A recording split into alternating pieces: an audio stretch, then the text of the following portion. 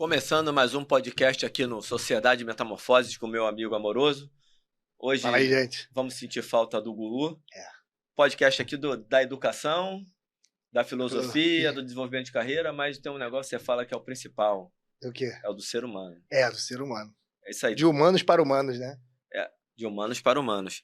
A gente vem recebendo figuras que nos são muito caras. Posso falar dessa maneira, amor? Sim. Tá com uma sequência assim muito legal. Hércules, Ângelo, Amaury, e para complementa bastante, né? Já tivemos aqui o Marcelinho, assim, dessa turma, né? Falando dessa turma especificamente. E hoje o meu querido amigo, os dinossauros da educação física. As relíquias da educação física. Renato, cara, muito obrigado pelo seu tempo, por ter acertado prontamente. Né? Assim, foi assim, cara, praticamente avisei em cima da hora.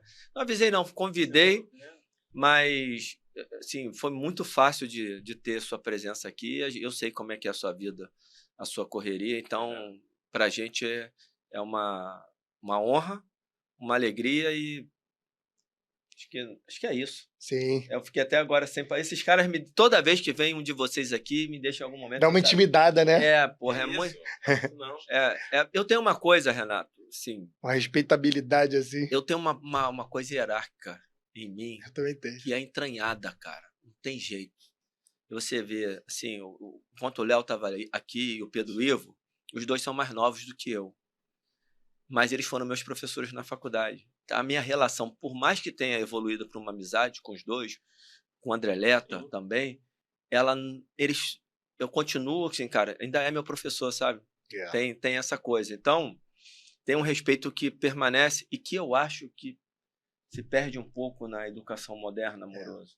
E se perde um pouco nas criações de agora. Eu tenho isso com você e o Gulu. Pode reparar. Eu não consigo... Pô, sacanear, vocês se sacaneiam, eu fico respeitando que vocês são uns anciãos, né? Você vem, então não dá, né? Eu brinco, eu sacaneio pra caramba o André Leta, sacaneio pra caramba o Pedro Ivo, mas de uma maneira mais ou menos como o meu filho me sacaneia. Tem uma hora que tem que parar, tem eles que dão o tom. Sabe? Isso não é uma submissão, isso é uma coisa que... É natural, não dá pra romper a barreira. Né? E nenhum de vocês tem nenhuma questão de vaidade de professor e tal. E isso me chama a atenção, já estou me estendendo demais, de que meio que se perdeu um pouco isso. Respeita a noção. Isso não quer dizer que eu não os questione, Sim. que eu não discuta com vocês, que eu não discorde, virja de vocês. Não é isso, é só uma questão de respeito mesmo. Renato, então, porra, super obrigado pela sua disponibilidade. Como eu já disse na abertura, eu sei como é que é o seu tempo, todos vocês que vêm aqui são pessoas que têm uma agenda muito apertada e se disponibilizar vir falar para a gente aqui é uma enorme felicidade e uma oportunidade de aprendizado. Sim. Se apresenta aí para a galera. Para mim foi um prazer, por isso que eu aceitei de primeira, né? Eu tenho um propósito na vida que é ajudar os outros. Eu vim aqui para ajudar. Então, eu acho que quando vocês falam de educação... Ninguém é tão burro que não possa ensinar, ninguém é tão inteligente que não possa aprender. Né? Então, eu já fui síndico, atualmente eu estou como síndico, e eu aprendo uma porção de coisas com os caras que não sabem nem escrever. E eu sei falar razoavelmente 2 línguas, né? Um pouquinho mais umas 2. E o processo de educação é isso. Então, eu acho, sim, eu concordo contigo, eu acho que o respeito pela experiência, ela se perde na medida com que as pessoas acham que informação é conhecimento. E informação não é conhecimento, né? A informação está ali, você tem que absorver ela, você tem que botar em prática e você tem que chegar a uma conclusão se aquela informação, para aquela situação, ela se traduz em algum resultado, né?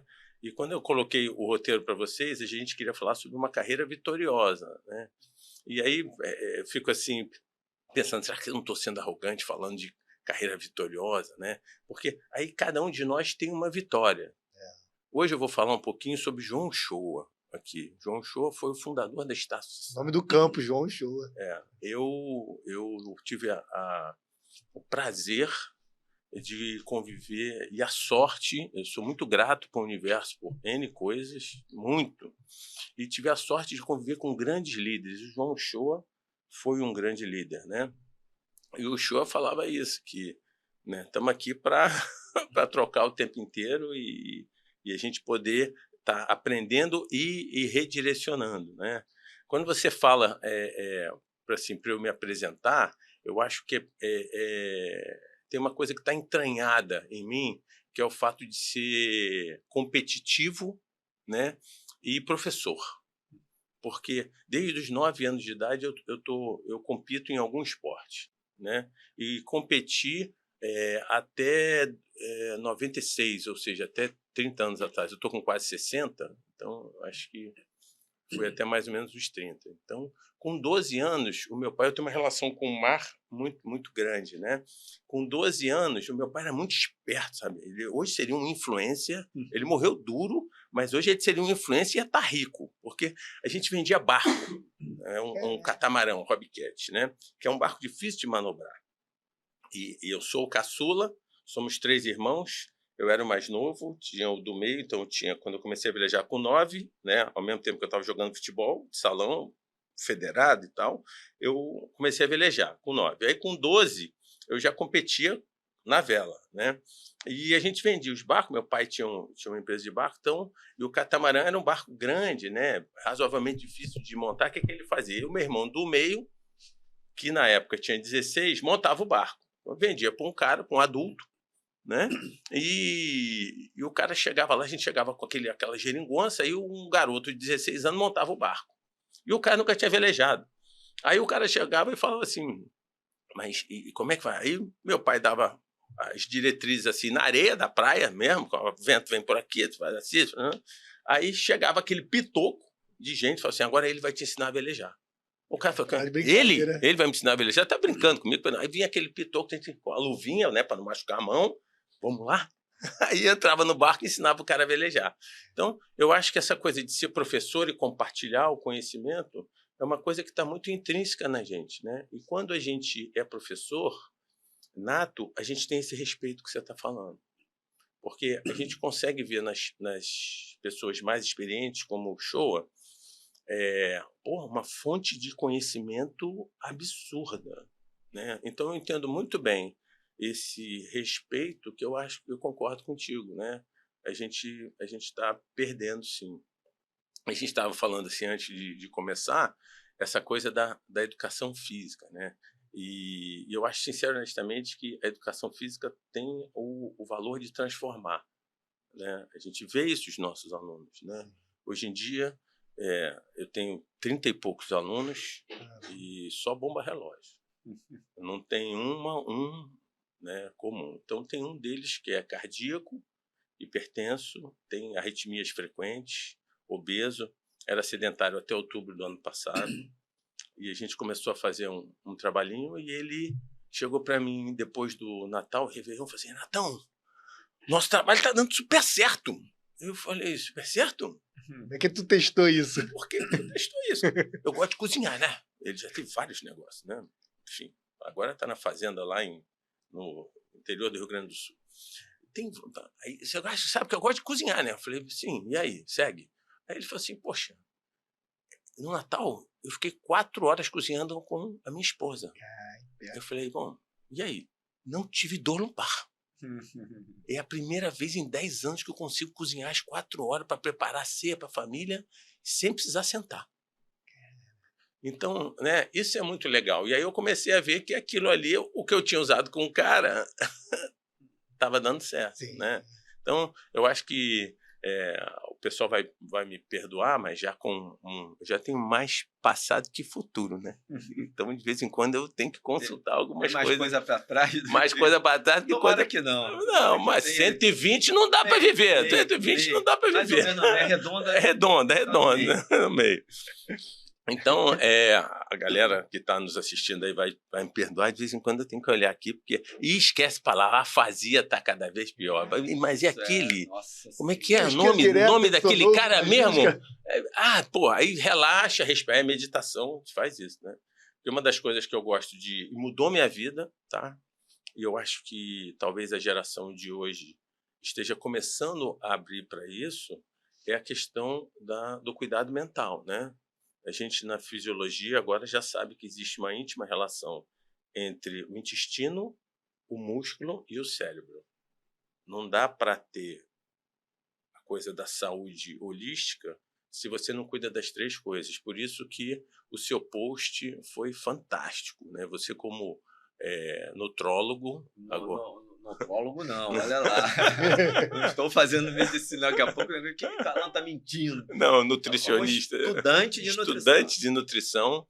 Ele botou um post que eu achei muito legal, quer dizer, é aquela coisa de por que comer, a ordem dos alimentos interfere, né? E a gente é muito influenciado pelos americanos, então o americano gosta daquela coisa misturada, né? Quando você viaja para a Europa, e graças a Deus sou muito grato com a vida, porque me colocou pessoas fantásticas, né?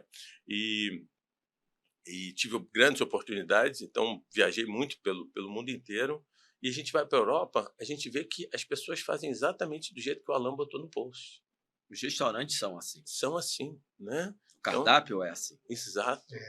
E a gente é brasileiro aqui, faz aquela... Eu fiz triatlon, né? Então eu acordava de madrugada. Eu acordava de madrugada com fome, né? E aí eu comia tudo gelado, porque, como ele falou, essa vida de dar mais de 180 aulas por mês já vem de muitos anos, né? Aí eu ainda fazia triatlon. Meu filho mais velho está com 30 anos e ele não tinha... Era recém-nascido, eu ainda fazia, né? Cara, então, eu tenho 35, tem idade para ser seu filho, praticamente. Tô falando também, né? E aí, rapaz, eu acordava com fome de madrugada. Aí eu pegava uma cumbuca, arroz com feijão, misturava aquela, botava, comia gelado e voltava para a cama dormir, porque era fome e cansaço ao mesmo tempo, né? Aí eu vi aquele post do Alan e falei, caraca, que maneiro. E no dia seguinte eu já comecei a comer daquele jeito. Por quê? Por quê? Porque a gente sabe isso, né? Mas eu já tive 4, 5 nutrólogos e nutricionistas que me ajudaram. Todos me satisfizeram, né? Me levaram a ter o objetivo que eu queria. Mas com a correria, né? E a minha vida é muito corrida, às vezes eu como numa marmita de plástico dentro do carro em 5 minutos e estou super feliz, tá? Isso não é uma reclamação. Até porque eu não reclamo de nada, porque a etimologia da palavra re é um prefixo de volta. Clamar, você está pedindo. Então, quando você reclama de alguma coisa, provavelmente você vai ter aquilo em dobro. Né? Cuidado. Cuidado com o que pensa e com o que fala, né? Então, essa coisa de cuidar da alimentação, né, é uma coisa que principalmente depois do câncer, é uma coisa que me faz ter muito cuidado. Eu vi o teu post, eu falei, caraca, eu estou negligenciando essa bodega. E eu já comecei. Isso é conhecimento. Você pegou uma informação, botou em prática, e nesses 5 dias que eu estou comendo dessa forma, eu já estou me sentindo melhor. Que bom, que legal. Entendeu? Primeira saladinha, alface. Eu fui no João Linto, né? É outra pessoa que, porra, ele é um puta nutrólogo, né? Além de ser um excelente médico, né? Uma pessoa com experiência também, um nível de conhecimento absurdo e uma experiência em nível de informação atualizada, ele não para de estudar. E a experiência, né, associada a estudar. Exato. Então, eu vou antecipar a mensagem final da história. Né? Minha última coisa era assim, não parem de estudar. Não parem. Ano que vem eu vou fazer 40 anos de profissão e até hoje eu estudo todos os dias. Então, uma observação quanto a essa experiência que vocês estão falando e o estudo, porque tem um cara que tem muita experiência, ele continua estudando também, mas tem um cara que tem muita experiência e por ver sucessivamente as coisas acontecendo, ele já consegue racionalizar bem. Tem uma molecada mais nova que nunca meteu a mão em ninguém, mas tá na ciência. Eu posso falar porque eu tô fazendo doutorado, então eu posso falar mal do que eu tô. Uma molecada mais nova que não respeita o mais velho pela experiência brutal que ele tem, porque leu, sei lá, 50 artigos, e o cara acha que o mais velho tá totalmente errado, não tem razão nenhuma, que ele faz besteira. Né? É falta de informação e, na verdade, quem tem informação é ele, que leu 50 artigos e nunca meteu a mão em ninguém, né? E é um pensamento normalmente binário, né, amor? É binário, Você faz uma isso, coisa você não ou outra. faz aquilo, uma coisa exclui a outra.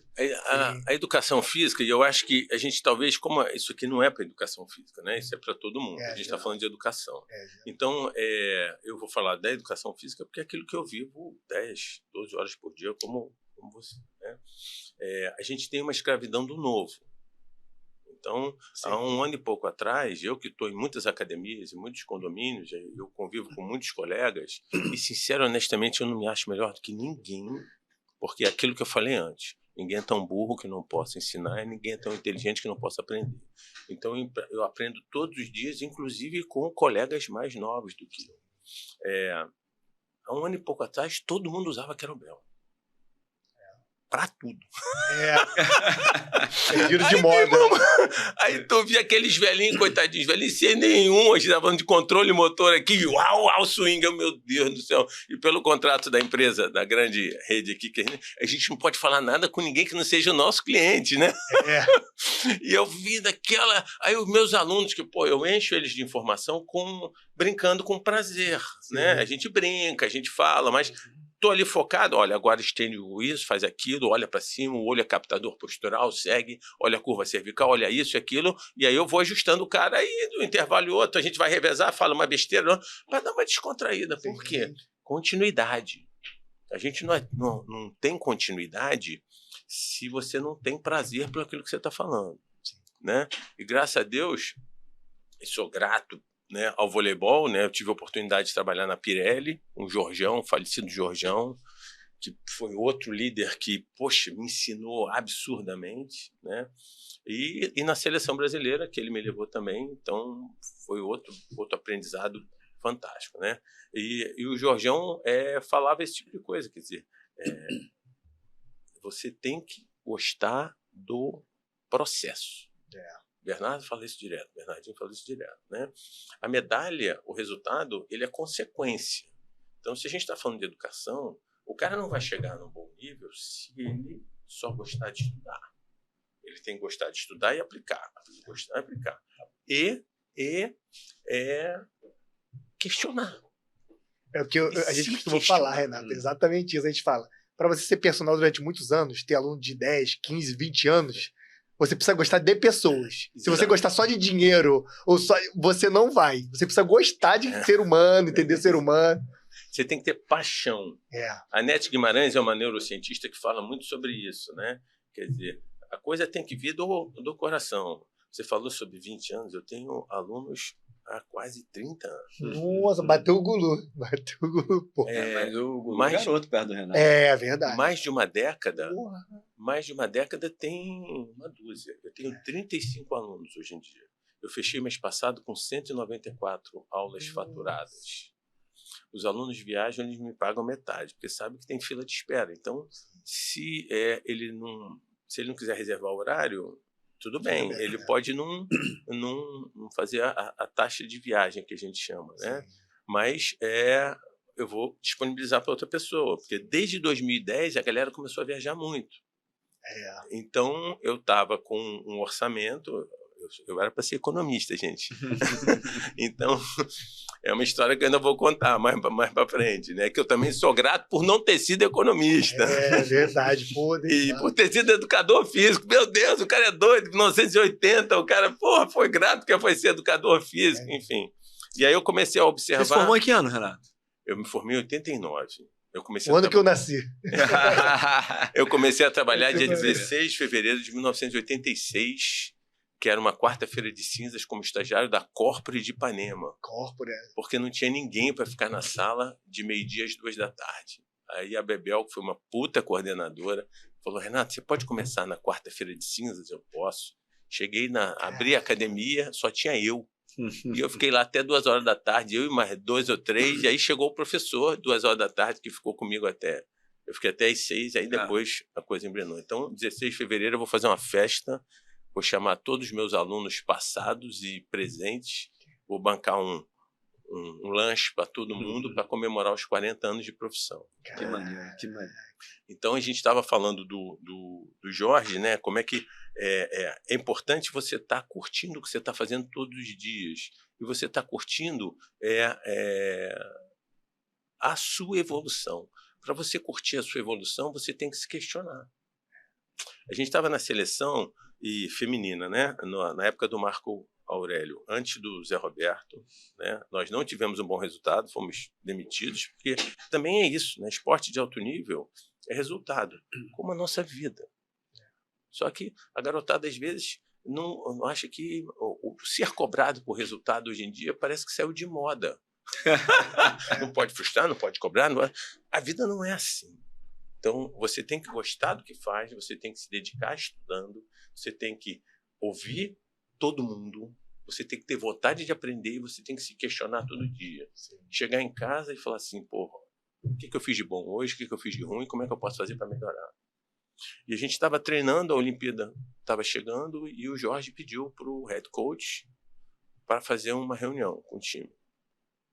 Ele já com 4 Olimpíadas nas costas, ele chegou para cada um, amoroso. Acho que você pode melhorar nisso. Você contribui com isso. É por isso que você está aqui. Mas estou achando que você não está indo bem. E ele fazia isso na Pirelli depois de cada treino, né? Ele reunia o time, falava, olha só, tem uma história muito engraçada que reforça isso, né? Ele reunia o time e falava, gente, o objetivo hoje aqui é fazer um podcast para falar de educação e tal, de autodesenvolvimento de carreira vitoriosa. Beleza. No final do podcast, assim, foi uma merda.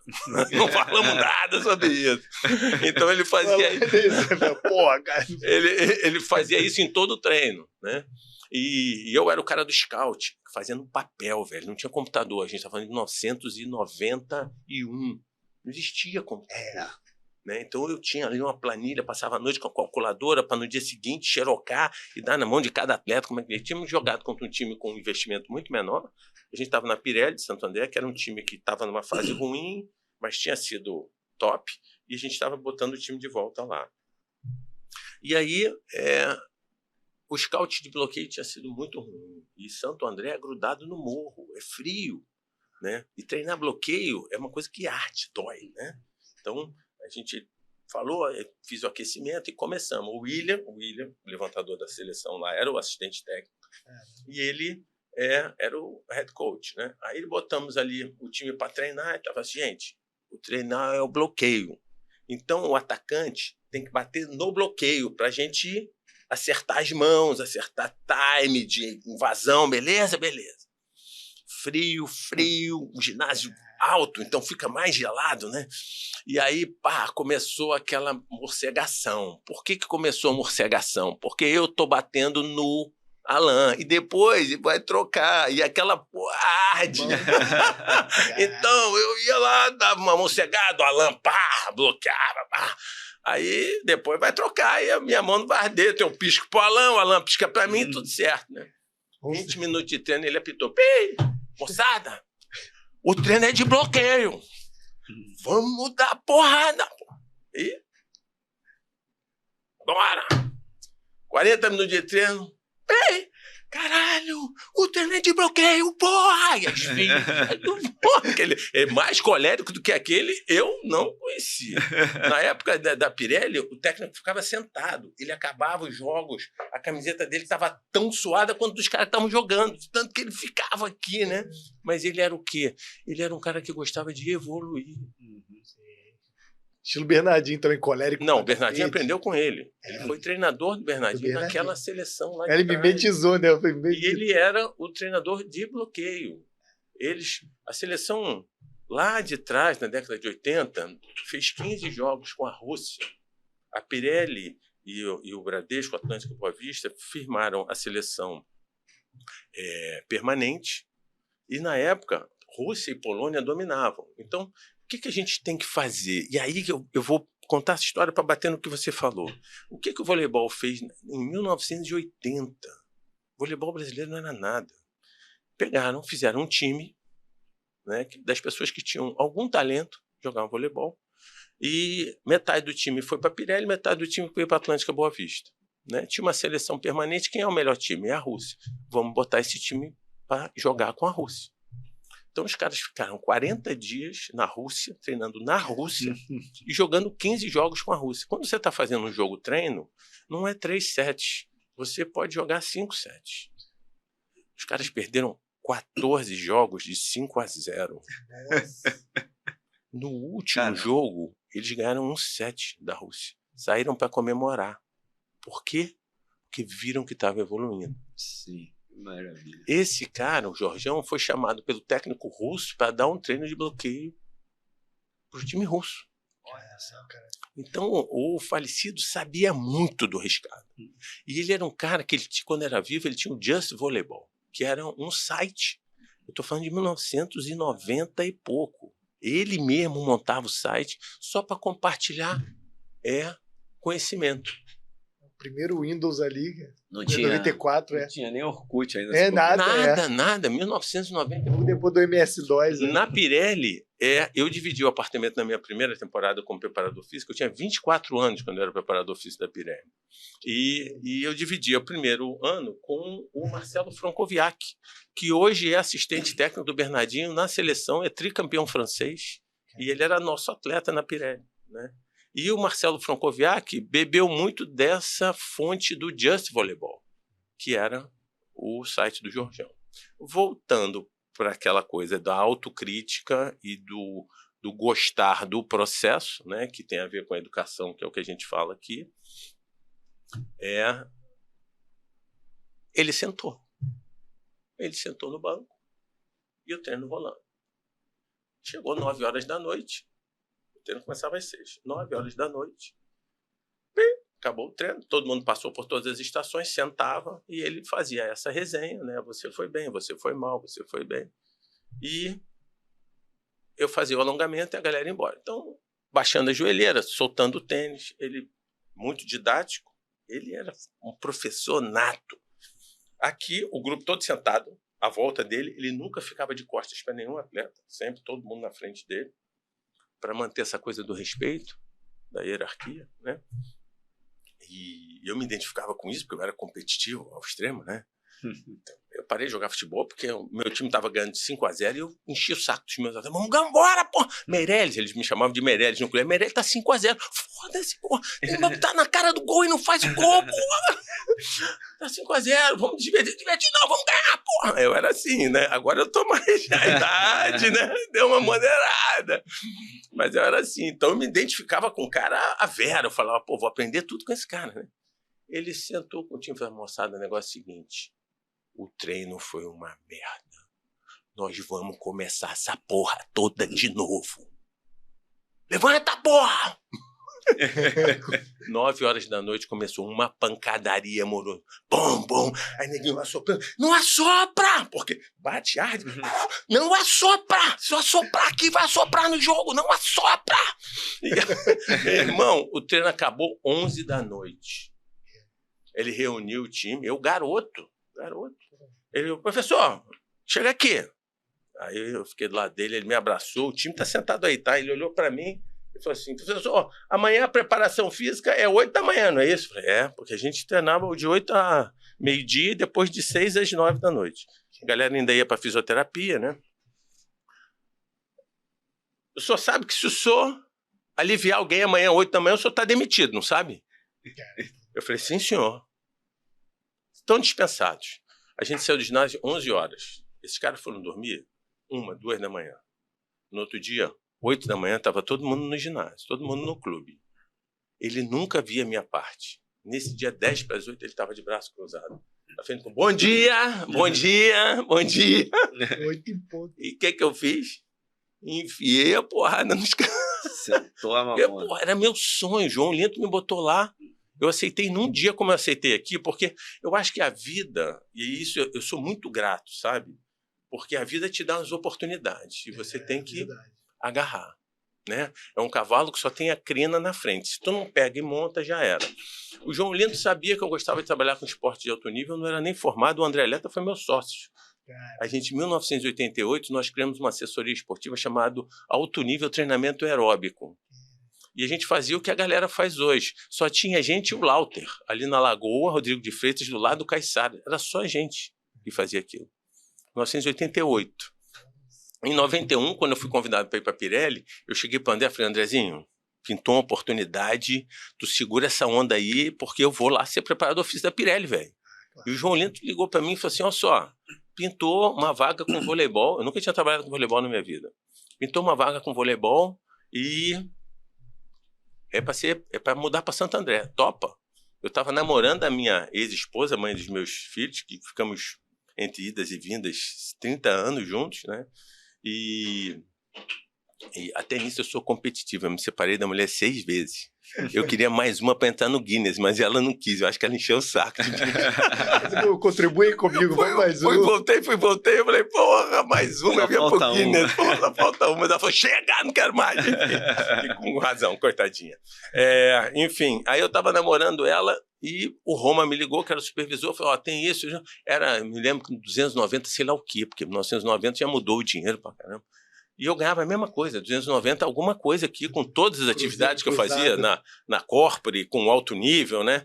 Cheguei a pedir demissão da Corpore, eu era só coordenador, né? Eu já tinha me formado. Quando eu me formei, eu pedi demissão. A Bebel falou, pô, agora que eu ia te dar mais horário. Eu falei, não, Bebel, quero ser professor de musculação, não. Eu vou voar, né?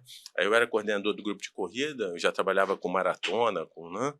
E tinha um projeto Natureza, que a gente levava as pessoas para as montanhas, que nem as pessoas fazem hoje, a gente fazia em 1990, 1989.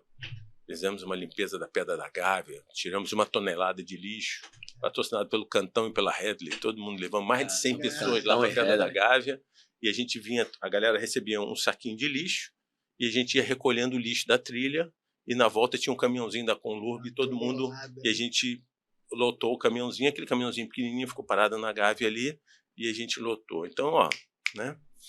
Só para reforçar essa coisa da experiência, de faz, dá certo, não faz, dá certo.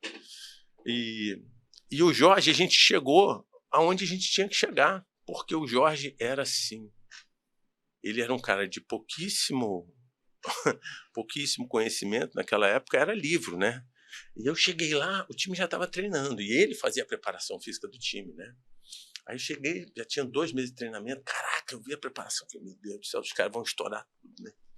Aí eu pedi para Ana, que era minha ex-esposa, né? E ela trouxe uns livros de fisiologia humana, biomecânica. Aí eu passei a semana toda estudando, grifando, marquei uma reunião com ele, com o William, abri uma opção de livro, assim, porque eu queria fazer umas modificações na preparação física do time, né? E ele falou, calma, professor, você vai fazer, por enquanto tem que fazer esse planejamento aqui.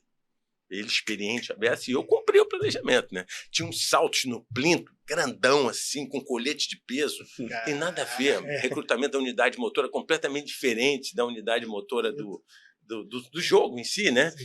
E eu falei, meu Deus do céu, isso vai estourar todo mundo, porra, eu tenho que tirar essa porra.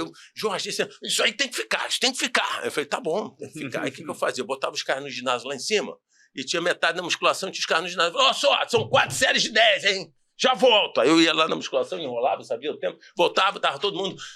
Fizemos, pode tirar o colete, vambora. Fala pra baixo, botava. Quer dizer, os caras mesmo, quem acreditava pulava, e quem não acreditava dava migué, e o nível de lesão foi diminuindo. Até que eu fiz essa reunião com ele, abriu uma opção de livro assim, ele falou assim, professor, eu quero lhe dizer uma coisa. Fala, Jorge. Eu não acredito em livro, não. Eu falei, caraca. Eu falei, não acredito em livro, não. O negócio é o seguinte, é fazer, observar e botar em prática e ver se deu o resultado. Aí eu comecei a entender o que eu ia aprender ali. Aí eu, como eu nunca tinha trabalhado com voleibol, eu comecei a contar quantos saltos as pessoas davam e a intensidade dos saltos. E aí eu fui para a USP tentar achar alguma coisa mais aprimorada sobre voleibol de alto rendimento. E lá eu encontrei o atual preparador físico da seleção com o Zé Roberto, que está com ele lá desde que a gente saiu. É José, esqueci o nome dele agora. A tal da afasia, né? Esqueci, mas daqui a pouco eu vou relaxar e vem. E ele me viu lá estudando, pegando tudo quanto é livro de voleibol, falou assim, você quer saber sobre voleibol? Ele, professor já da USP, do curso de Educação Física, ele é muito, muito bom. Por isso que eu nem fiquei chateado de ser demitido, porque eu soube que o cara que entrou no meu lugar era, porra, fantástico, a coisa do respeito, né? E ele era o preparador físico do Banespa. Em 1991, o Banespa só tinha Tandy, Maurício, Amauri, Montanaro, Caramba. Marcelo Negrão. Era a seleção. Eu lembro desses caras, pela Sinu, eu lembro. Né? Leonídio, esse era o time, eram os 6, não existia líbero, né? Isso antes da gente ser campeão olímpico pela primeira vez em 91. Então, esse time era imbatível. E a Pirelli tinha sido 7º colocado no último Campeonato Brasileiro. A gente foi contratado, né, o Jorge foi contratado, porque sabia que ele era o cara que treinava os times, né? Muitos dos atletas aceitaram um contrato ganhando menos porque sabiam que seriam treinados pelo Jorjão. E o momento de carreira dos caras era de evolução. Então, olha a gratidão que eu tenho que ter com o universo. O João Lento me botou nessa fonte de conhecimento e é lógico que eu fiz a minha parte, né? Eu corri atrás, eu estudei, eu critiquei. E aí o preparador físico da Banespa falou assim, cara, lê isso aqui, quando você tiver folga lá, vai lá no Banespa que eu vou te mostrar como é que eu treino o meu time. E ele já falava em 1991 sobre processo decisório, sobre controle motor, porque a bola está vindo, o cara é muito rápido, o cara tem que saber onde está, como é que eu vou fazer e decidir isso. Não? E o cara treinava isso em 1991. Como é que você vai desprezar esse nível de conhecimento e de estudo de um indivíduo desse? E a humildade dele em querer compartilhar isso comigo, que eu era, teoricamente, o cara que queria ganhar dele. E ele nem aí, porque ele sabia que o resultado final não dependia daquilo. O prazer dele em compartilhar o que ele conhecia era muito mais forte do que o medo de perder o campeonato. E a gente foi vice-campeão paulista, fomos vice-campeão brasileiro. Perdemos para o Banespa, óbvio, né? Mas quando acabou o Campeonato Brasileiro que a gente perdeu para o Banespa, eu triste, né? O Jorjão chegou para mim, vamos lá, moleque, vamos sair para comemorar. Eu falei, comemorar o quê? Acabamos de tomar uma pancada aí, o Ibirapuera lotado, né? Porra, todo mundo torcendo pelo Banespa, perdemos 3-0 rápido. Assim. Acabou, cara. Chegamos onde tínhamos que chegar. Desse time aí não dá pra ganhar, não. Qual era o nosso objetivo? Não era ser vice-campeão? Nós estamos na final, velho. Aparecemos na televisão. Vamos beber, porra. Vamos beber. Então, é outra coisa, quer dizer, é o autoconhecimento. Aonde eu quero chegar? Vitória. Né? A definição de vitória, o pessoal vai me permitir aqui, mas eu sou um senhor de idade. Né? Tá liberto, tá autorizado. Autorizado. Vitória. A ação ou efeito de vencer um inimigo. A pergunta é quem é o inimigo? A maioria das vezes, o inimigo somos nós. Eu me sinto um cara vitorioso não pelo que tem na minha conta bancária. Graças a Deus, está caminhando tudo direitinho. Eu me sinto um cara vitorioso por ser grato às oportunidades que o universo me deu, inclusive de ser pai do João e do Joaquim. Né? Um com 30, o outro com 22, todo mundo saudável, começando. Olha o quanto esses moleques me ensinaram como ser humano. A gente não está aqui para falar de humanos para humanos, não foi isso que você falou? Sim. Então, quanto esses caras me ensinaram como tratar e como evoluir. Agora, eu li o livro do Augusto Cury, Pais Brilhantes, Professores Fascinantes. Quando o João Pedro veio, que foi resultado de uma camisinha estourada num dia de reconciliação, eu não queria filhos, eu era triatleta. Eu queria ser atleta. Eu tinha um centro de treinamento de triatlon, a Start, que existe até hoje com Alexandre Maximiliano, né? Porque, pô, 1º de abril de 1994, e não é mentira não, ela existe até hoje. Então, a equipe Start no Instagram, você vai ver lá o Max tocando o negócio até hoje, o que já é uma vitória, porque quantas empresas perduram durante esse tempo todo. Então, a vitória é muito do que você quer para a sua vida. Eu tenho, graças a Deus, alunos que têm um nível social alto, né? Graças a Deus a gente se esforça, faz tudo isso e hoje, como tem fila de espera, e a gente vai falar um pouquinho mais disso um pouquinho mais na frente, né? Quando a gente falar sobre como monetizar, já que a gente é especialista em finanças, já que eu ia ser economista, né? Como monetizar uma carreira, graças a Deus a gente tem um nível de valor por hora relativamente alto. Sim. E tem lista de espera. Por que tem lista de espera? Porque você alia o prazer, o conhecimento, a seriedade sem ser sisudo. O fato da gente ser sério, não necessariamente a gente precisa ser sisudo para tocar um processo. E você tem que entender que a pessoa tem que gostar do processo. Então, cada uma das pessoas que nos ouvem, elas têm que entender que, para você ser vitorioso na sua carreira, você tem que amar o que faz, gostar do processo. Se você entrou no processo por causa do dinheiro, vai dançar. O foco no dinheiro, o foco na medalha, não necessariamente vai te fazer você vencer o seu maior inimigo. Quem é? Você. Com a preguiça de estudar. Cara, 10 minutos por dia. Vamos fazer uma conta rápida aqui, sem calculadora. 10 minutos por dia. Vezes 365 dias, dá 3.650 minutos. Dividido por 60, a gente está falando em 6 horas, em 60 horas. Em 6 anos, você faz uma pós-graduação lendo 10 minutos por dia. Quem não consegue ler 10 minutos por dia? Eu fiquei 40 minutos no metrô, pô. Vindo pra cá. Eu só tô pedindo para vocês lerem 10 minutos por dia. Alguma coisa que vocês gostem. Em 6 anos, vocês vão ter uma pós-graduação. Só que critica aquilo que tu tá lendo, pelo amor de Deus. Bota em prática, como eu fiz com o Alan. Peguei o post, botei em prática. Em uma semana eu tô me sentindo levinho. Vou correr 18 quilômetros hoje. Tô me sentindo ótimo. Falar em 18 quilômetros, eu já me lembrei do Leta. Você tem uma história de um relacionamento bem bacana com o Leta. São amigos há muito tempo. Você já 18 anos. Eu tinha 17 anos quando eu conheci o Leta. Eu tô com 58. E eu vou te dizer uma coisa, Renato, que é interessante. Eu consigo, com uma convivência com algumas pessoas, a gente acaba trazendo algumas coisas. Tem uma hora que você se perde. Quem tá em quem? Porque tem alguns trejeitos seus que eu vejo Leta. É impressionante. E eu sei de alguns amigos meus que, por muita convivência, eu sei que eu tenho alguns trejeitos que eu já não sei se ele pegou de mim, eu peguei dele ou se eu peguei dele, porque tem coisas. Às vezes as mulheres falam: vocês falam isso aqui igualzinho. E ninguém sabe quem influenciou quem. E não sabe até que ponto se misturou. Sim. E virou uma característica dupla. Eu identifico algumas coisas assim. Na maneira como você se expressa em alguns momentos, eu vejo o Leta. A gente vai correr a corrida da ponte. Você, né? e ele. Eu e ele. Lógico que ele vai muito mais na minha frente, porque eu já não corro nem mais de relógio. Não corro. Meu negócio é o prazer por estar ali, tendo a oportunidade de me exercitar. Quando você passa por um processo com câncer, muda muito a sua cabeça. Então, hoje em dia, eu já não compito mais nada.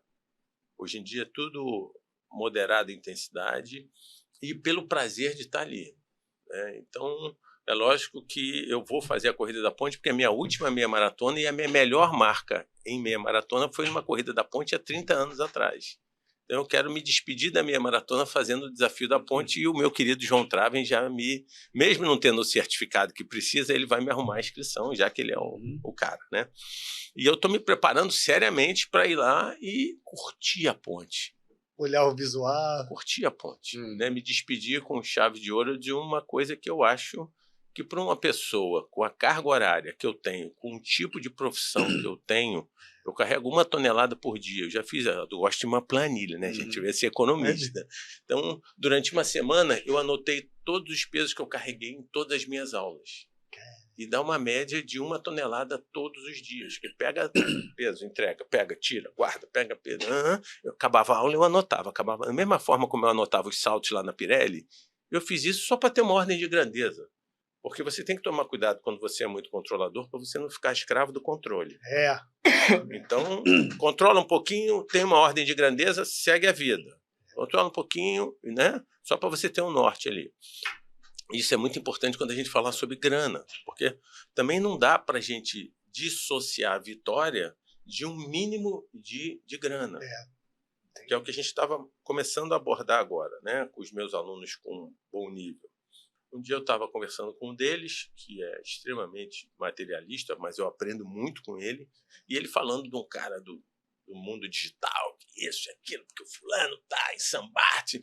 Eu olhei para a cara dele, ele tem mais de 70 anos já, está super bem, casado com uma mulher com 25 anos a menos que ele, que está não tão bem quanto ele está trincado, faz supino com 60 quilos, um cara de quase 80 anos. Faz 2 horas de atividade, 1 hora comigo e depois, né? Lógico que com uma intensidade baixa, mas a gente brinca, a gente sacaneia um ou outro. 5h45 da manhã, segunda, quarta e sexta, com sol, com chuva, ele não falta. Às vezes ele me enrola mais, quer contar umas histórias, eu já entendi que ele dormiu pior, mas ele não falta, não falta. E ele falando, o cara de lá de Sambarte e tal, eu cheguei para ele e falei, meu irmão, eu moro no Golden Green ali. Eu falei, meu irmão, por que tu quer o cara? A tua vida é muito melhor que a do cara. Ele falou assim, Renatão, pensa bem. Ele mora numa casa lá no Jardim, São Paulo, né? O que ele olha quando ele está na janela da casa dele? Ele ficou me olhando assim, o muro, porra. Tem que te ensinar tudo, eu falo pra ele. Porque tem essa brincadeira que você tem que te ensinar tudo. Não é possível, pô. O cara olha o muro. Aí você tá falando que ele tá lá em Sambarte, numa casa de frente pro mar, tá bom. Fala pra mim aqui, tu não tem dinheiro pra alugar aquela casa? Tenho. Então. Só que aqui você atravessa a rua e você tá na praia. Você anda na praia aqui, vai até lá a Praça do Ó e volta todo final de semana. Você não tem um segurança do teu lado. Você não precisa, você mora no condomínio mais seguro da Barra da Tijuca. Você trabalha com o que gosta, teus filhos trabalham com você.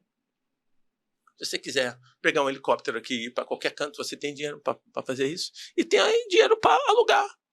Na realidade, era ele que tinha que ter inveja de você, não você que tem que ter inveja dele. Você tá entendendo, galera? O inimigo dele é a própria ambição que ele não precisa. Graças a Deus. O maior inimigo dele é ele. O cara... outro dia eu estava fazendo uma conta, porque eu quero digital, porque isso, porque aquilo. Porque o cara ganhou não sei lá quantos milhões. Eu falei, para. Pô, tu tá meio burro. E eu aprendi isso com o João Shoa. Tu tá meio burro, hein? Você tá muito determinado.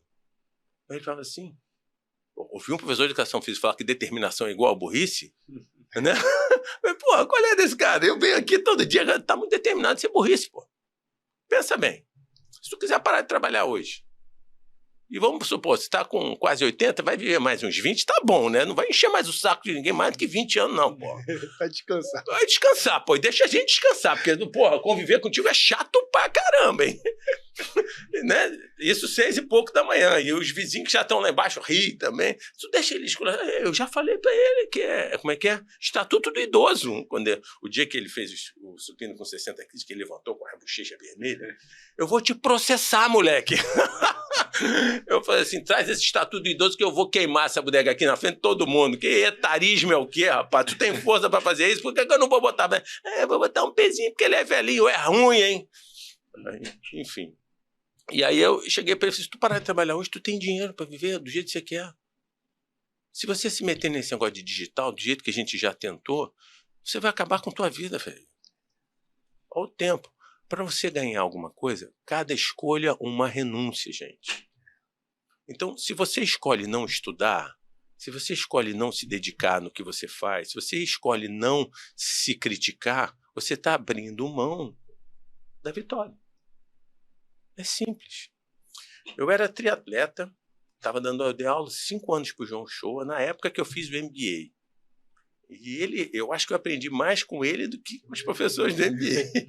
Porque os filhos me contrataram para dar aula para ele todos os dias de 10 a meio-dia. Eu chegava na casa dele, ele estava acordando ainda. Às vezes a gente tomava café. E aí... uma vez ele chegou primeiro querendo me convencer a trabalhar na Estácio, né, de Sá, que foi uma outra grande oportunidade. Eu fui professor de treinamento esportivo da Estácio durante 2 anos e trabalhei no no projeto da praia da Estácio. Eu era coordenador do projeto, que a gente entregava barraca, cadeira e tinha esporte. No verão carioca, a gente tinha esse serviço que a gente fazia na Barra da Tijuca ali. E ele queria me convencer a trabalhar no departamento de marketing da Estácio, né? Aí ele falava assim, a gente caminhava, fazia uns exercícios, caminhava 1 hora, depois fazia uns alongamentos orientados pela fisioterapeuta dele, que era uma coisa que eu já tinha trazido do voleibol lá atrás, quer dizer, essa coisa da equipe multidisciplinar. Sim. Eu aprendi muito com os fisioterapeutas da Pirelli, eu aprendi muito com o médico da Pirelli, e eu comecei a entender como é que é importante você entender qual é o seu quadrado. Sim. Porque essa interação faz o seu nível... E aí entra a tal da humildade. Hoje, eu consigo falar bastante sobre exame de sangue, eu consigo falar sobre medicina, eu consigo falar sobre lesões, eu consigo falar sobre nutrição, mas dentro de um nível que eu sei que não é o meu barato, porque eu não consigo estudar nem tudo que eu quero na minha área. Como é que eu vou querer ser o sabichão de tudo? Mas eu consigo ir com o meu aluno no médico e começar a falar com o médico de igual para igual e o médico entender que ele não está tratando com um idiota. E os médicos me mandam mais clientes. Entendeu? O nutricionista me manda mais clientes. A melhor coisa para um profissional de saúde é o boca a boca. Para isso você tem que estudar. E aí eu estava caminhando com o João Show, né? Ele falou assim, Renato, você tem que ir lá para Estácio. Eu falei, porra, eu não quero. O Rio Comprido, porra, eu tô cheio de aluno. Você vai lá na hora do almoço. E chega lá 2 horas, sai 5 horas, dá para tu conciliar tudo. Porra, sair da Barra pro Rio Comprido.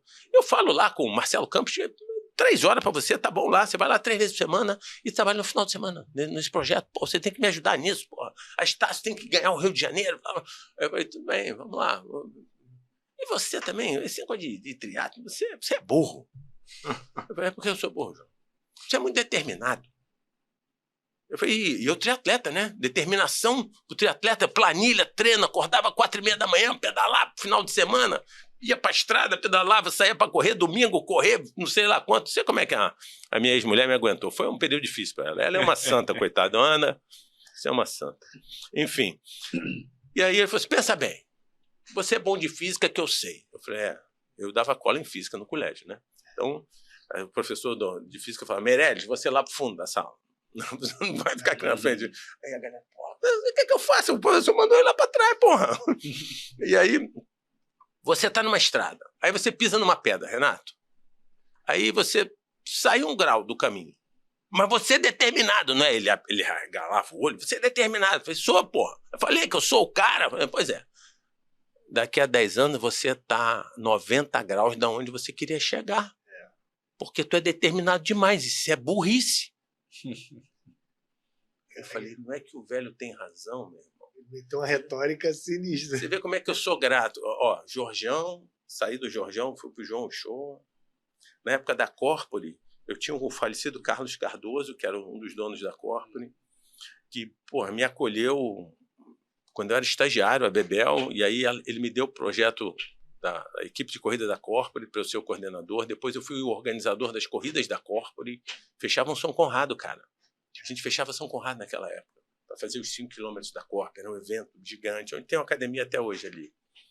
E então o Carlinhos foi o outro cara que o universo me colocou. Né, assim. Então, essa coisa da gratidão não é papo furado. Se você para de reclamar e faz por onde na tua vida, a vitória vem. E você vence.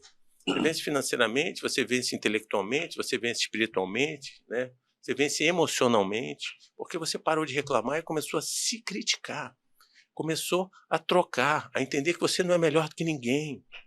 A entender que você está sempre aprendendo e que você vai morrer aprendendo. A Edma, nossa amiga Edma, ela fica arrepiada, ó, porque a gente fez um mastermind. Você deu até uma palestra pra gente lá, e a Edma fala uma coisa muito engraçada. Renato, quando eu estiver morrendo, e eu estiver fechando o olho, eu tenho que olhar para trás e falar assim, foi bom. E eu aprendi até ontem. E é isso, a Edma, não é à toa que a Edma é a profissional. Uma excelente profissional, estudiosa pra caramba. Pra caramba, e que faz coisas completamente diferentes. Já recebemos. E toda completamente embasada. Duvido que ela não te explique por que ela não está fazendo qualquer coisa que ela está fazendo. Por quê? Porque ela estuda. É isso aí. Não pode parar, gente. Não pode parar. A Edma, quando eu era coordenador lá do CITAR, ela era professora da Barra Praia. E eu fazia um treinamento lá e eu pegava ela para ir lá dar o treinamento para os professores e estagiários do CITAR. Sim. Isso eu estou falando de 2008, 2009. É isso aí. Você vê como é que aonde ela está hoje, né? Eu adoro ver ela dando aula. Ela, a Rafa, adoro. Minha metodologia é diferente, porque o meu público é diferente, né? E é isso que a gente fala da escravidão do novo. Eu acho que uma das coisas que foi muito ruim para a nossa profissão, e aí agora eu vou sair um pouquinho do todo e vou passar rapidamente pela educação física, foi trocar a palavra professor por profissional. Profissional é o cabelo arrumadinho.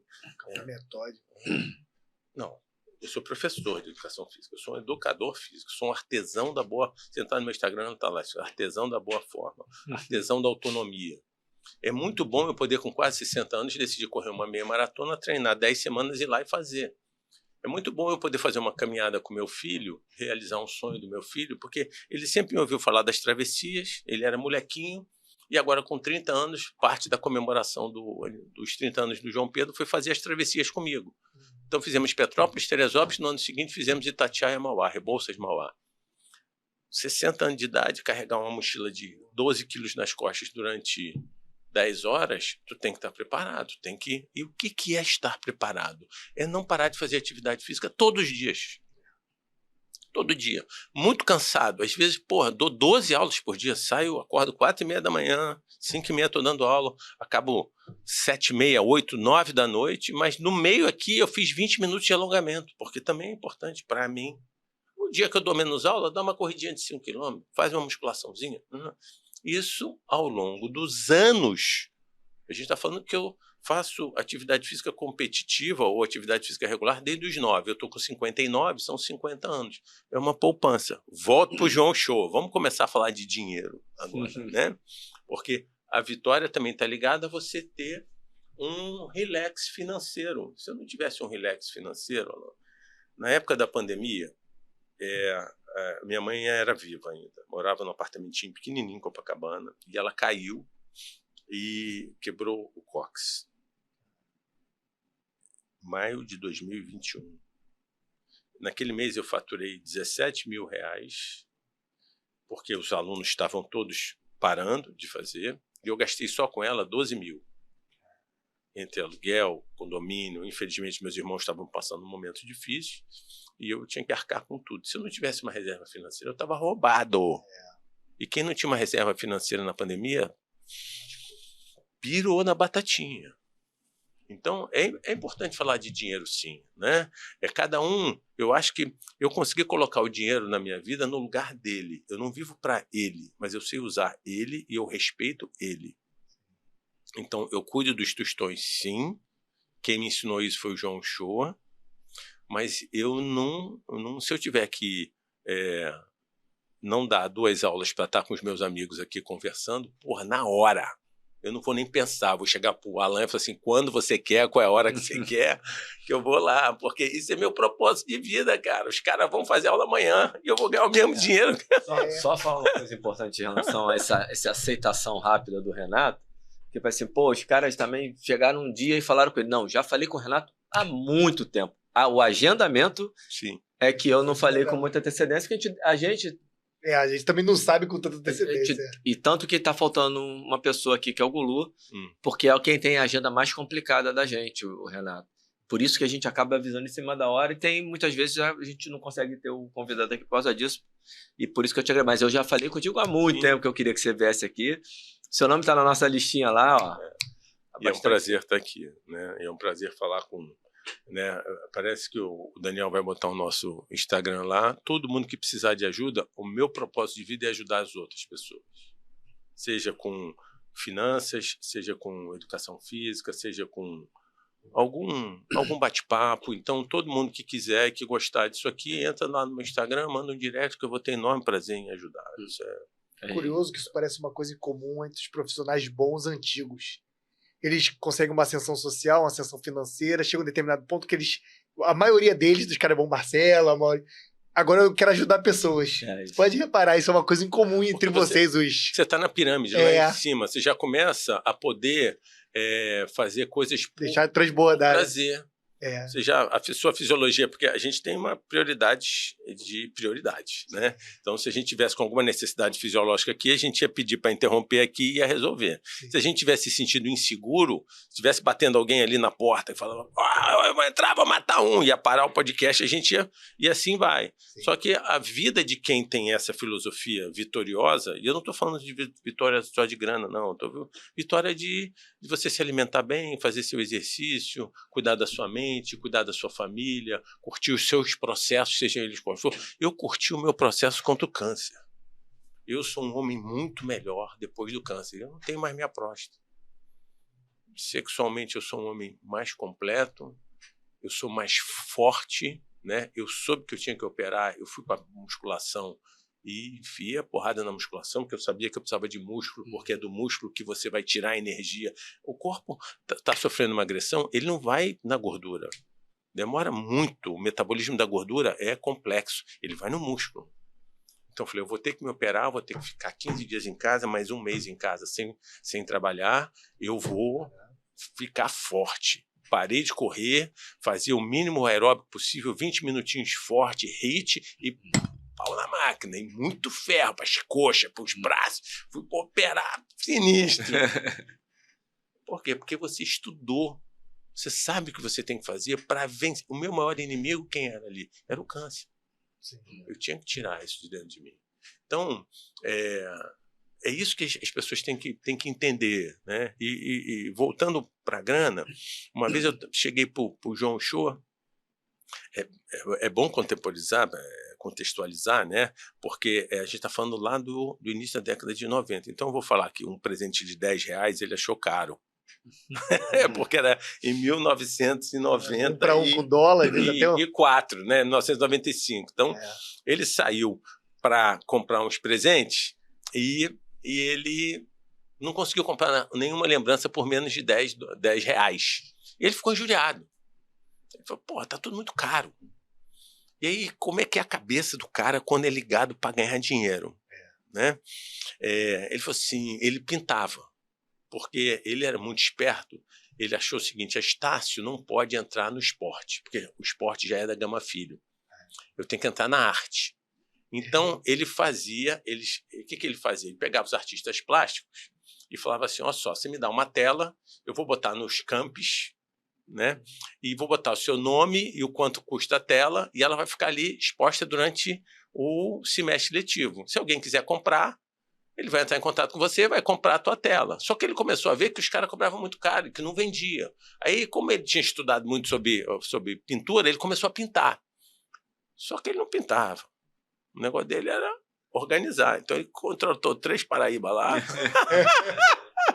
E aí, o que ele fazia? Ele desenhava, concebia o quadro, escolhia as peças. Por que eu estou falando isso? Porque eu já fiz reunião da Estácio no ateliê dele durante a tarde. Então, eu vi o processo, como é que era. Quando ele não tinha nada o que fazer para a universidade, ele pegava o pincel. Por que eu fui lá? Porque ele tinha uma dor lombar e eu queria ver como que ele pintava. Então, a primeira vez que eu fui no ateliê, não foi para fazer reunião da Estácio, foi para ver a postura dele, para tentar resolver o problema lombar dele, para poder conversar com a fisioterapeuta dele, para tirar esse problema lombar dele. Aí eu vi a postura, eu falei, porra, João, você está livre, você não mete a mão na mesa e você fica com o pincel lá na frente, em flexão anterior do tronco, com essa rotação da sua coluna, essa dor lombar não vai passar nunca, velho. A gente tem que botar a mãozinha aqui, você tem que pintar sentado, e aí a gente foi ajustando. E depois eu fiz algumas reuniões do departamento de marketing com ele lá, no ateliê. Então, quando ele estava trabalhando para a universidade, ele falava, fulana, aqui é esse vermelho, aqui é esse azul, aqui é aquele verde, vamos lá. Aí ele virava para o lado, fazia a reunião e a mulher estava pintando. Muito bom. Agora bota ali para secar. Ô, fulana, secretário, ele não assinava, velho.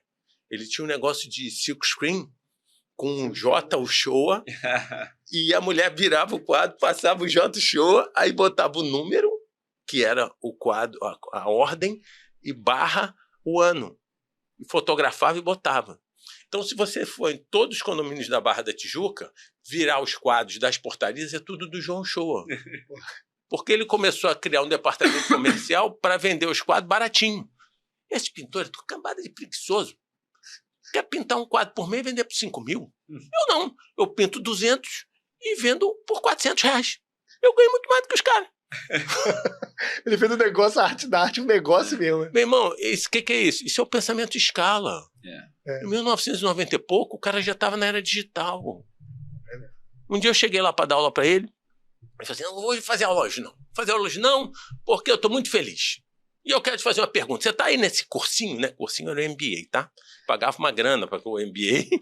E ele falou, você está nesse cursinho aí que não te ensinam nada. Eu não sei por que você fica até 10 horas da noite estudando. Vai lá para Ipanema para estudar esse negócio. Se conversar comigo, eu não estou te cobrando. Vou te ensinar muito mais que os caras. Eu falei, tá bom, João, vai lá. Fala aí, qual é a pergunta? Você economiza R$1? Ela falou, João, tá de gozação comigo, pô, vou pedir desconto. Ah, tu é burro mesmo, hein? Eu falei, por que eu sou burro, João? Eu falei, olha só, eu ganhei 1 milhão. 1 milhão em um mês, em 1994. Nossa, é muito dinheiro. Se corrigir. Não vou fazer, não. Hoje a gente vai comemorar. Vamos fazer aulas, não, estou muito feliz. O que ele fez? Ele fez 1 milhão de camisetas. Pediu desconto de R$1, com a camisa pronta, uma camiseta branca, com um negocinho aqui para botar o óculos, e com os quadros dele. Impressão João Show. Ele montou um quiosque no Barra Shopping. Ele vendeu do dia 1º de novembro a 15 de dezembro 1 milhão de camisetas em todos os campos da Estácio e no quiosque no Barra Shopping. Quando ele tirou todos os custos do negócio, ele tinha botado no bolso 1 milhão. Caramba. Então, galera, se quer ganhar dinheiro, você tem que fazer conta. Cuide dos tostões que os milhões se cuidam. Não estou dizendo para você ser mão de vaca. Não é isso. Mas você tem que ter um pouco de controle do que você ganha, do que você quer para a sua vida, quem você é. Então, para qualquer profissional, é muito importante o autoconhecimento. Por isso que vocês estão fazendo aqui é altamente, tem um valor absurdo. Porque você está falando de educação, você está falando de ser humano para ser humano. Você está ajudando o cara a entender quem ele é. Por exemplo, o Renato. Qual é o personagem do Renato? O Renato é um cara extremamente perfeccionista. Então, o Renato não pode dar aula coletiva. Para eu atender 2 pessoas numa academia, eu já fico... Porque eu quero que os meus alunos estejam fazendo um movimento dentro de um padrão que eu sei que vai trazer retorno e vai minimizar o risco de lesão. Então, eu atender, que nem nossos colegas, que, poxa, ó, tem que bater palma, tá? Porque você dá aula para 60, 70, 80, de uma vez, com baixo risco que esses caras, professores de localizada, fazem, meu irmão, é muito difícil. E neguinho que dá aula de personal acha que a gente é que é os caras. Esses caras não estudam nada lá. Bota uma aulinha, vai lá dar aula para 80. Porra nenhuma, meu irmão. Os caras, é muito difícil que os caras fazem, velho. Eu bato palma para todos eles aqui. O Renato Lobão, meu irmão do céu, que eu convivo ali, porque... O cara dá aula para 80 todo dia. O Tony, o Fábio Amédio.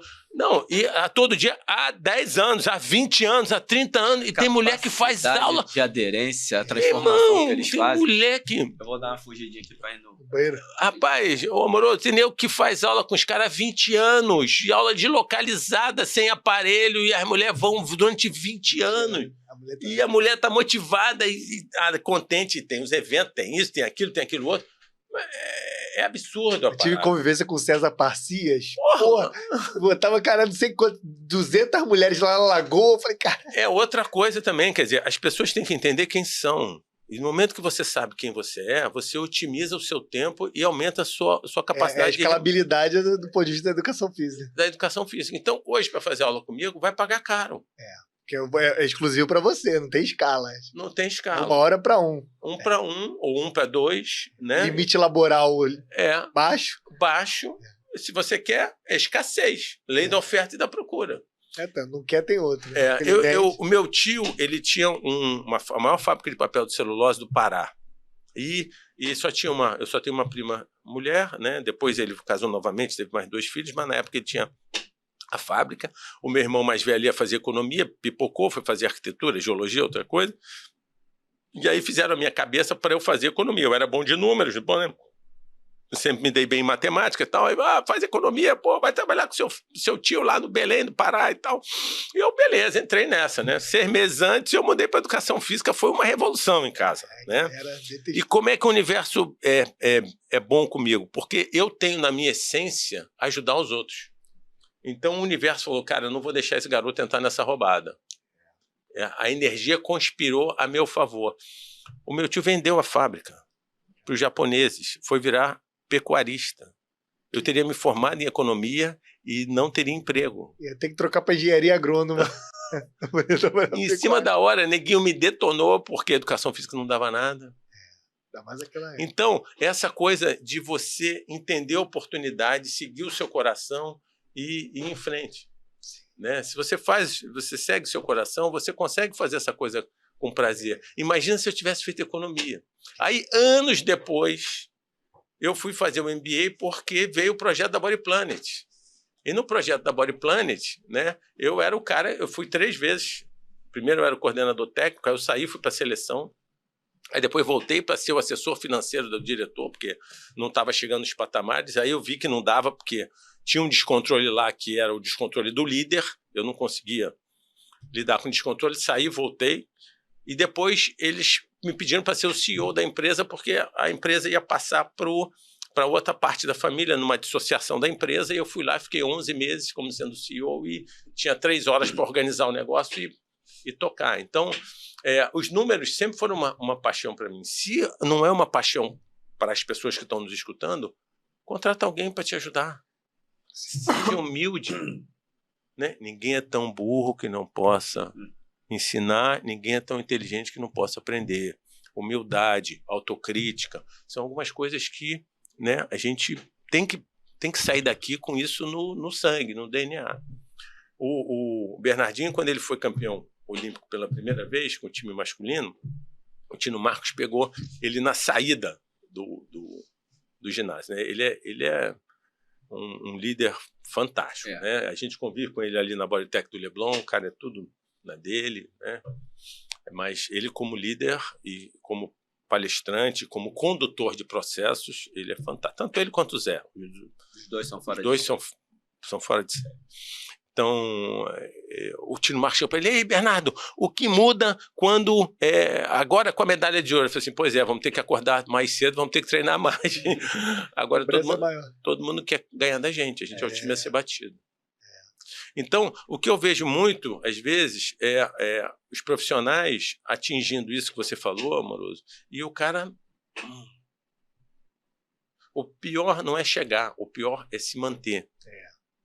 Então, é isso que você vê em mim, no Amaury, no Marcelo. Né? A gente está aqui para ajudar os outros a crescer, porque a gente acredita que ajudando os outros a crescer, essa energia volta para a gente. A neurociência mostra, Joe Dispenza, vocês ouviram falar no Joe Dispenza? É uma leitura que vale a pena. Né? Ele é um neurocientista que é professor nas universidades e prova com exames, né, como a gente é energia. Então, se você quer viver bem, você tem que passar o bem. Então, você ter a informação e não querer compartilhar, isso não é uma energia legal. Então, eu acho que se a gente quiser fechar esse nosso papo aqui, cara, você sabe, você não se furte de trocar informação. Não se furte de escutar. A gente tem 2 orelhas e uma boca. E o Criador...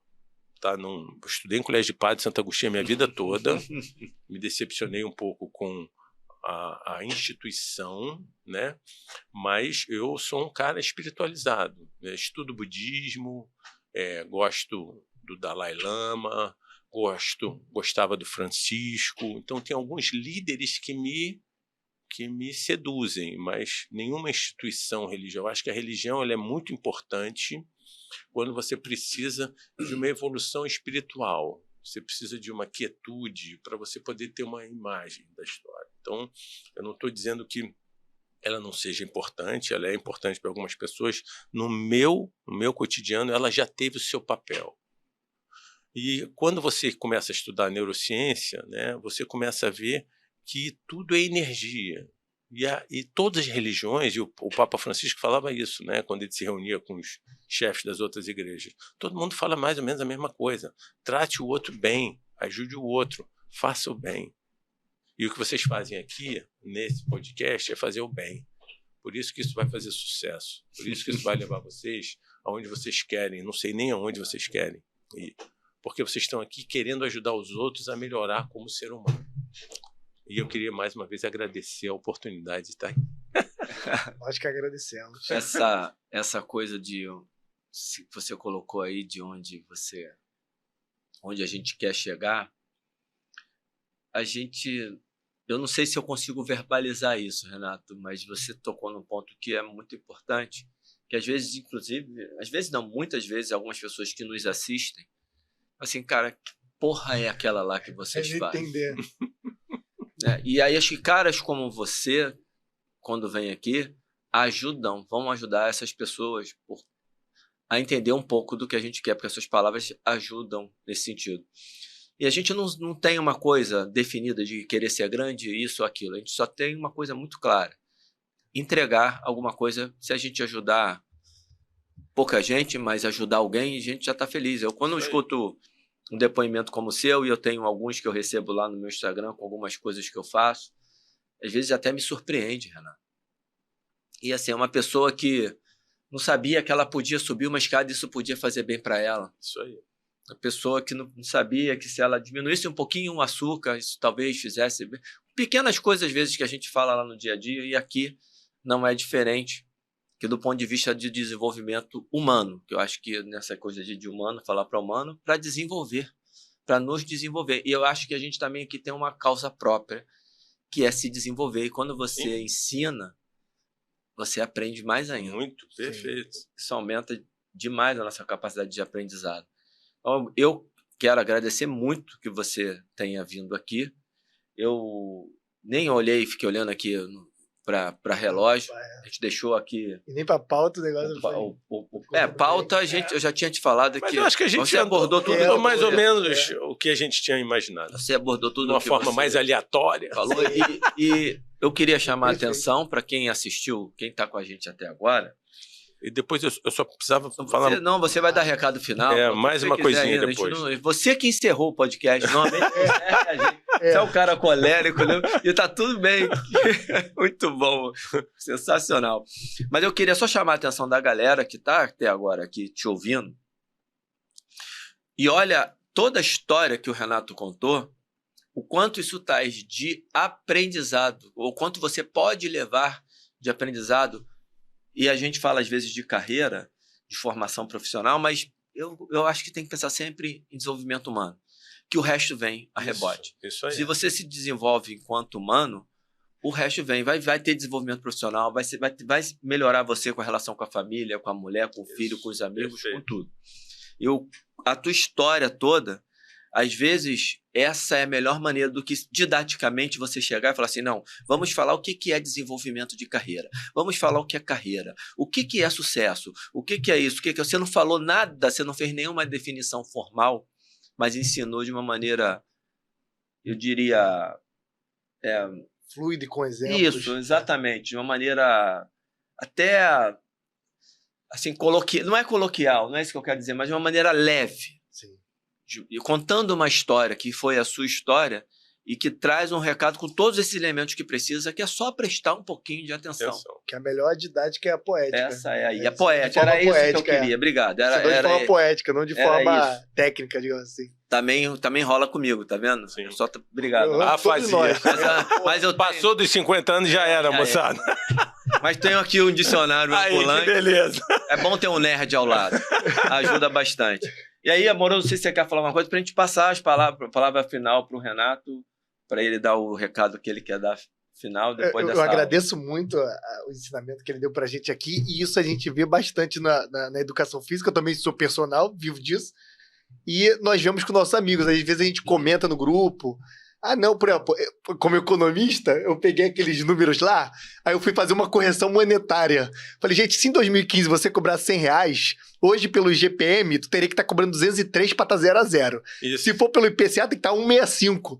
Então, se você tá cobrando 100 até hoje, você tá defasado muito. Na verdade, é 50 e pouco a 10. Aí, moleque, como é que a gente cobra, Amoroso, caralho? Porque, eu cobro um valor maior, que tem alunos, eu consigo, graças a Deus, cobrar um valor acima disso. Aí os amigos, Amoroso, o cara trabalha mais. Eu falei, não, cara, você tem que trabalhar menos ganhando mais. Se você trabalhar mais, tem que ganhar mais ainda. Aí, moleque, como é que faz isso? Eu falei, gente, olha só, vou falar com todo o respeito que eu gosto de vocês. Vocês são estagnados, cara. Vocês não querem estudar, vocês querem ficar de borés, querem jogar videogame, querem... Cara, eu subi pelo estudo, cara. Pura e brutalmente pelo estudo. Não teve nada mais, nada menos. Estudo e comportamento. Então, cara, vocês só vão bater se vocês correrem atrás, cara. E tem um lance essa coisa, quer dizer, a primeira coisa que você tem que ver é quantas horas você quer trabalhar. Pronto. A Aninha, lembra? A Ana Antunes? Uma vez eu sentei com ela lá no bar, lá da academia, e ela veio conversar comigo sobre, graças a Deus, ela decolou de um jeito, porque a Ana é uma menina que gosta de atividades coletivas, é bonita, é comunicativa, então ela foi pro nicho certo, está super bem com o marido, com os filhos lá. Falei, Aninha, a primeira coisa que você tem que ver é o seguinte, quantas horas você quer trabalhar? Ela falou, não, eu quero cuidar dos meus filhos, eu quero chegar aqui às 7, sair daqui meio-dia, beleza. Você está com a sua agenda cheia? Não, não está ainda, então fica com esse valor. Quando a agenda estiver cheia, você vai me prometer o seguinte, você não vai olhar o IGPM, você não vai olhar o IPCA e você vai aumentar o valor que você quiser aumentar para perder aluno. Ela abriu o olho assim, para perder aluno. Porque aí você perdendo esse aluno que não te valoriza, vai entrar um outro, porque a sua agenda está cheia. Mostra que as pessoas já identificaram o seu valor. Teve um ano, amoroso, que eu aumentei 30%. Caraca, pulou. 30%. Eu estava já com uma boa reserva, eu sabia que eu podia perder algum dinheiro e só perdi 2. E logo em seguida já entraram mais 2. Eu falei, simples assim, pô, mas tá maluco? Vai ficar caro. Eu falei, irmão, quem é que vai no seu psiquiatra com você? Quem é que? Ainda cheguei para ele e falei assim, e tem outra coisa, eu tinha preparado o filho dele para fazer um intercâmbio na Europa. E o meu filho, que está com 30 hoje, tinha 18 para 19. E falei, e tem outra coisa. Meu filho tem que fazer um intercâmbio na Europa. E quem vai pagar é você. Ele abriu. Eu quero levar o meu também, Você pode. Porque o seu pode e o meu não pode. É simples. Você quer trabalhar com um cara que tem essa experiência, blá, blá, blá, blá, você tem que pagar. Você pode. Ele ainda ficou comigo mais um ano, eu aumentei no ano seguinte, aí ele saiu, tá com um colega nosso super bom, que você conhece também, o Renan, maravilhoso Renan, espetacular, tá com ele até hoje, a família toda foi pro Renan, porra, fiquei super feliz de ter ido pro Renan, que tá ajudando o Renan a criar os filhos dele, comprar o apartamento dele, Sim, vai. mas pra mim, acabou.